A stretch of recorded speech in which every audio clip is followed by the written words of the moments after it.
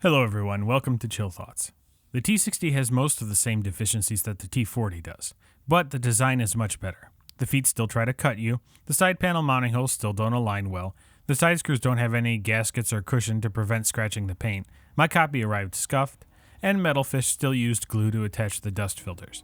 My case didn't arrive misshapen and wobbly like the T40 did, but the PCIe express slot area was bent again. That area has very little support to prevent bending, so it's understandable. I said that the design of the T60 is much better than the T40, and I meant it. It can fit larger video cards and includes two 120mm fan mounts. That's big. It makes a huge difference to the amount of power you can pack into this case. Sure, it comes at the cost of size, but both cases are still quite small. I think that they should have made the T40 just a few millimeters larger in each direction to account for some of the dual fan cards that exist that are short, but not short enough to fit in the case, and they could have added a fan mount to the top. It would have been really cool if they added a fan grill to the box and put the fan mount on the outside of the case so you could increase the size, but you just have to lose the handle. And they could have included a little gap somewhere in the case so that you could run the cable in. Anyway, since the build, I swapped out the 5070 for a 4070 Ti Super.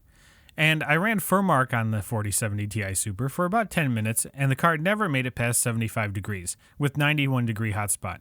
I expect a lot worse considering the card is right up against the side panel, and it's a pretty power-hungry card. But those top fans are helping draw fresh air in and exhaust the heat. The CPU was not running a stress test during the Furmark run, and the top dust filter had been removed to improve airflow.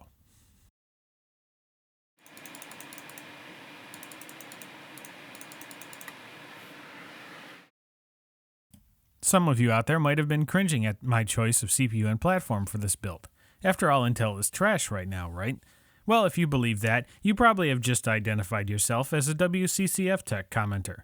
The fact is, they were never trash. These new chips have plenty of advantages over AMD CPUs. They're just not the top for gaming.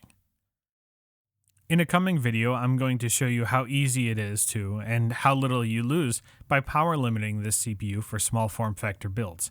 But that's just one of the reasons why I bought it.